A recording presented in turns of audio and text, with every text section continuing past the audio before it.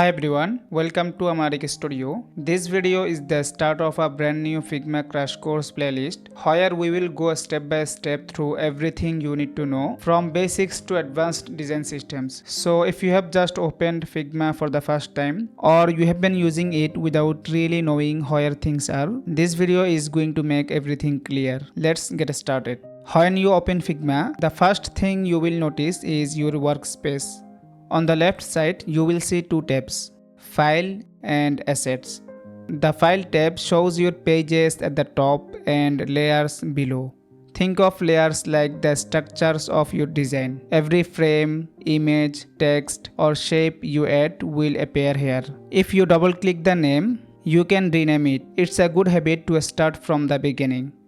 Now switch to the Assets tab. This is where all your reusable components and libraries live. You can even browse ready-made UI kits like Material Design, iOS or macOS and drag elements directly into your canvas. We will use this later when we start creating design systems. Let's look at the bottom toolbar because this is where you will be working the most. Here you will find all your tools, starting with the Move tool, Frame tool, Shape tool, Pen, Text and more.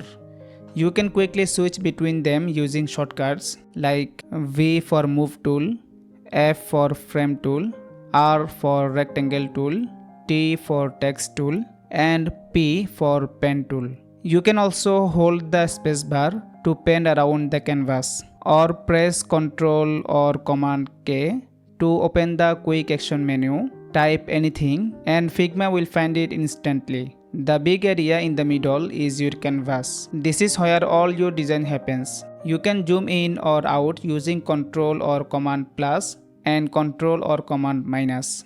If you ever get lost, just press Shift 1. It will fit everything back on your screen. Now look at the right side. It's your properties panel. This area changes based on what you select. If you click on a frame, you will see its width, height, alignment, layout, and fill options. If you select text, you will get typography controls instant. So think of the right panel as your control center for styling and layout. Alright, let's make your first frame. Press F on your keyboard and on the right you will see a list of presets, desktop, tablet, phone, etc. Click on desktop 1440. And you will see a frame appear on your canvas. Rename it in the left panel to something clean like homepage. This is where we will start designing in the next few videos. Now let's personalize a few settings to make your workflow smoother.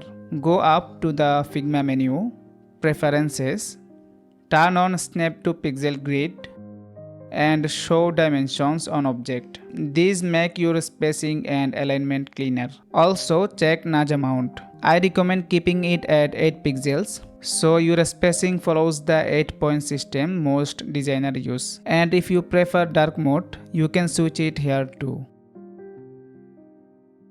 Let's try a quick example before we wrap up. Press R to draw a rectangle. Then press T to add a text on top of it. Now select both and press Shift A to apply auto layout. You will see spacing and padding options appear on the right. Try increasing the padding and watch how everything adjusts automatically. This is what makes Figma so powerful. And that's it for this first video. You have learned how to navigate the interface, use essential tools, set preferences, and apply a few shortcuts. In the next tutorial, we will go deeper into frames, groups, and sections. You will finally understand how to keep your designs clean and organized from the very start. If you want to follow the full playlist, make sure to subscribe and stay tuned.